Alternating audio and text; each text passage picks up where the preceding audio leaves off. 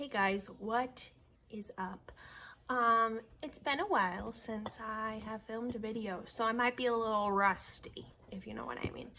Okay, hopefully her chewing on that isn't too loud and distracting.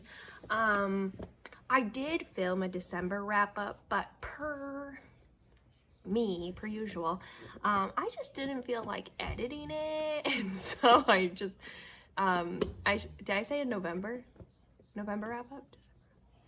I filmed a November wrap-up, and then I just never edited it, and here we are. I don't know if you can see this little calendar, but it's January 1st. Happy 2024, everyone. So, in order to start the new year, I think it's best if we do a little December wrap-up. Even though I never did a November one, it's okay. It's okay. I also didn't read as much this month as I normally would, which is fine. I read 7 books, one of those being a reread. But I took like the middle of December, I just didn't feel like reading, which is fine. And so the first half, most of these books were read in the first half of the month. Let me see. One of them was the last, second to last day of the month. But I am in the middle of, like, I think I counted 7 books right now. I'm in the middle of 7 books right now, so we'll see how January fares. Let us get into the stats. I read 7 books. I read 184 pages, which was one manga that was the reread, and I listened to 41 hours worth of audiobooks. These are all very small books, as you will see. My average rating, a 4.14. I feel like that's not that bad, but most of these books are just, well, no, I guess that's not true. I think I just felt like it was a mid-reading month because I felt like I was in a reading slump, even though I still read 7 books. That's just who I am as a person. Genre-wise, I had 1 contemporary book, 1 fantasy, 1 graphic novel, which is the manga, 1 magical realism, 2 mysteries, and 1 romance. I had 6 audiobooks and then the 1 physical book. 5 of these books are adult books. 1 was a middle grade, 1 was a YA. 2 of these are debut books. 4 of these I had read from the author before, and then another one was new to me. Look at her in all her glory. She's a star. And then ratings wise, I had 1 5-star read, 2 4.5 stars, pretty good, 2 4 stars, 2 3.5 stars.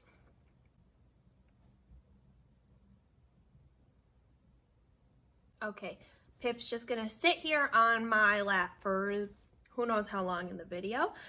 So the first book I have to discuss is Lovelight Farms by B.K. Borison. I gave this 4.5 stars. This was a very cute holiday romance. I read this as I said earlier, most of these books I read at the beginning of the month. Oh, and if you watched my December TBR, which I'm not good at TBRs, but a good chunk of these books were on there, so good for me. Pat myself on the back. So this one is about this girl who, like, the manager or something of this Christmas tree farm, and she signs up for this influencer, like, giveaway type of thing, and says that she owns the farm with her boyfriend, and that she wants this influencer girl to, like, come and give them the publicity on her Instagram page, as well as if they, like, win, they end up getting, like, a cash prize, and then she's gonna buy the Christmas tree farm with the money. But she says that she owns it with her boyfriend, and she doesn't have a boyfriend, so she gets her best friend to be her fake boyfriend. But then when they're, like, faking, the whole town is like, oh my gosh, you guys finally got together, I've been waiting, you guys are so cute. It was a very cute friends to lovers romance, I would say. I think I read this at the perfect time because at the start of the book it's like Halloween and then goes through Thanksgiving and goes through like the December time. So I'm glad that I read it like more in the November, December time than like the Christmas time, if that makes sense. But it was very cute. I have a couple tabs in there because it was cute and it was wholesome. That's like the best way that I could describe this book to you. I will definitely be picking up the second book. I think it's called like In the Weeds or something, for whenever I get through more of the books that I have now. The next book that I have to discuss is This Winter by Alice Oseman. This is just a little heartstopper novella following Tori, Charlie, and then their little brother. I don't even remember what his name is. They don't even put it on the inside cover because why would they? He just gets forgotten about, apparently. Oliver. This was a 3.5-star read. It was fine. Honestly, now that I've had some time to separate myself from my feelings of immediately finishing it, I feel like it's probably more of a 3-star. I don't know. Novellas are kind of hard, which I say that, but another book I read this month was a novella and it was a 5-star read. So, I guess it just depends.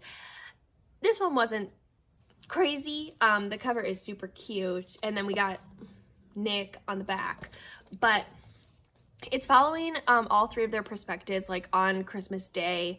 If you have read the Heartstopper series, this is like after book 4 when Charlie has like his mental health crisis situation. So like eating disorders are talked about a lot in this, and like having family constantly like whispering and talking about your I was gonna say drama, but like mental health stuff, if you know what I'm saying. Family drama. But it was okay. It didn't really change, it didn't change my life. I'll say that. The next book that I got to this month was Kuma Kuma Kuma Bear Volume 6. Look at how cute. This is a manga following this teenage girl who gets put into her favorite video game, and then she's like the main character in that world, and she just goes on different quests and tasks and meets people, and it's just pretty, it's a very light, easygoing read, which apparently I needed this month. I don't know if I said this, but this was my reread this month, so that I could get to volume 7, which I am in the middle of right now. Don't you worry. Hopefully you'll see it in January. I gave this 4 stars, I think. This whole series is like a 5-star in my heart, though, because it's just so cute, and like the little bear mascot of the book is really cute, and like, look at those girlies. I love them. Besides Spy Family and Fullmetal Alchemist, this is my favorite manga series. So if you're looking for something cute and light and wholesome and you're into video games, I'd recommend this. The next book was also super cute. It is The Book Wanderers by Anna James. This is the first book in the Pages & Co series. This was a 4.5 star. I was so close to giving it a 5 star, but I don't know, I couldn't for some reason. Maybe if I reread it, I would give it a 5 star. But in this one, we are following Tilly. She lives at her grandparents' bookstore, which already cute. And her mom is missing. We don't know what happened to her. But one day, Tilly is like helping out at the store, and then Anne of Green Gables and Alice from Alice in Wonderland show up, and they end up taking her into their stories, and she finds out that she can, like, I don't know what exactly it was called, I can't remember, but she can like jump into the books and the stories and like see it for herself, but she cannot, like I forgot what it like exactly is, but like the end of the book can't finish while you're still in there, or you'll like get stuck in there, or you'll die or something. I don't remember. Either way, when I read this, it was so cute, and I immediately went out and bought a copy for my fiance's mom because I knew she would love it. And then I went and got myself the second one because it's just so cute. It really gives the vibe of like A Pinch of Magic and Nevermore, and like all my favorite middle grade type of books. The next book that I picked up in the month of December is the only book that I don't own yet, and it is Lost in the Moment and Found by Seanan McGuire. This is the 8th or 9th book. Oh my gosh, let me double check. This is the 8th book in the Wayward Children series, which is one of my favorites. In this one, in this whole series, if you haven't heard of it yet, this whole series is like portal magic about these kids who find open doors to like their perfect world, and then they get kicked back to our world, and most of them want to go back there because they belong there. It was like perfect for them. In this one, we're following this girl who, her father has passed away, and her mom gets a new boyfriend, husband, and he sucks, okay? He's trying to start drama. A lot of trigger warnings for this book. I would just look them up. The very first page of the book has like an author's note talking about how this book is a lot heavier than the other books in the series, which I really appreciated. And I think this one did make me cry. I think I cried. I gave it 5 stars. And also, I'm me, so I probably did cry. But this one was so good. I feel like the last few books weren't like the one with the horses, the horse people, and the one at the last one at like the school, the other school, those two didn't really hit for me. My favorites in the series, the first one, Down Among the Sticks and Bones, and whatever the fifth one is, the one that comes after it, In an Absent Dream. I can't remember any of their names right now, but 1, 2, and 5 are my other favorites, and then 8 I would say is my favorite. Like, it was just Seanan McGuire in her prime. And like, yes, I do kind of wish the books were a little bit longer, but as someone who's not super into fantasy, they're perfect little like tidbits of the world, and it's like enough of the world that I'm like, okay, I get what's going on, but not too much that I'm like, well, honestly, if you overwhelm me with fantasy world building, I don't even know what you're saying. I do not speak your language. Like, I just get so confused. And I need someone to dumb it down and maybe don't have like 20 pages of explaining world building. Okay? That's probably why this series works so good for me. Moving right along, the next book I'm very excited that I got to. Oh, and you know what? I'm excited that I got to In an Absent Dream. I'm excited that I got to Lost in the Moment and Found, because since I started reading the Wayward Children series in either, I think it was 2018, I have read all of them every year they have come out, except for this one because I just never bought it, and so I just never read it. And in December I said, no, that's got to change. We have to finish it this year, otherwise, what was it all for? What was it all for? Nothing. It doesn't super matter. But now when the 9th book comes out with the dinosaurs, something Mislaid Plans or Adventures, I don't know. I don't even know. Like I said, I don't know any of the names right now. But I'm ready for book 9 to come out.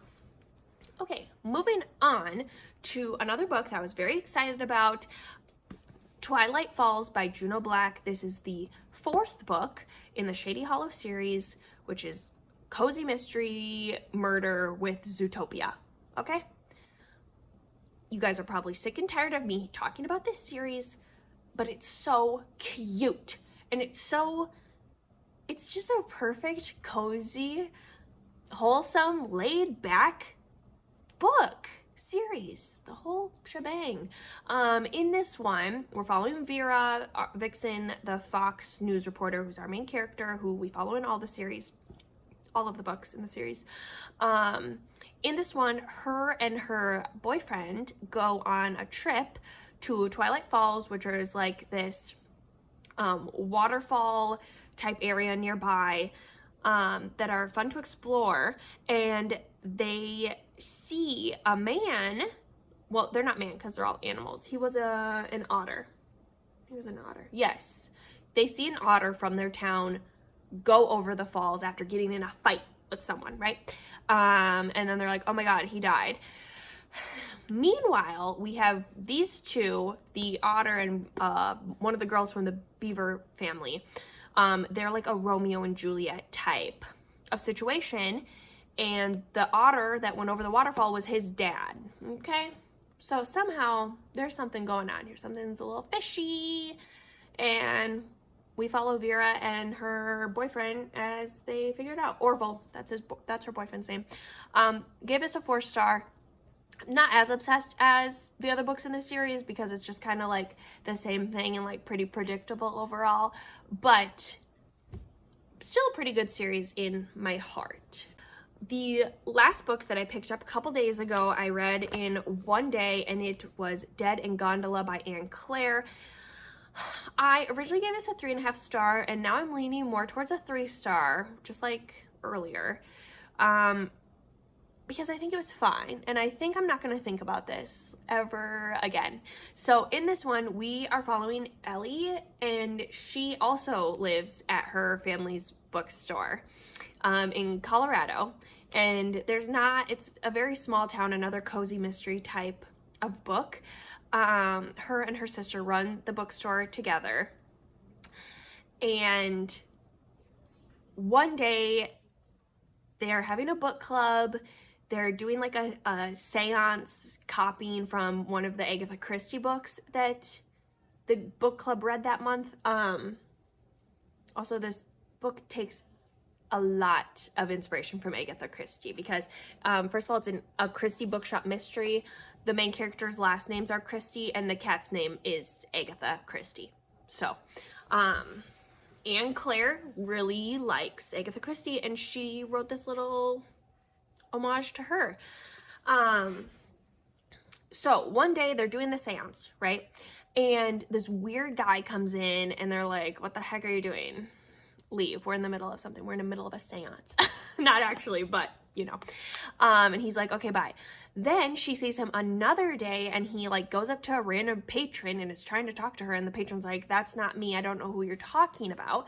So then the guy leaves, and he like leaves his briefcase or something, and the main character and her sister are like, oh, we have to go get him his stuff, and they're trying to chase him down, but they have to hop on the gondola to like, are they going down? I think they're going down. And when they get to the bottom, the man that was in the gondola in front of them is dead. And everyone's like, how could that possibly have happened? How could that have happened? I don't know. I don't make the rules. And so that's what the story's about. You know, do I even remember how the guy died? Who's to say?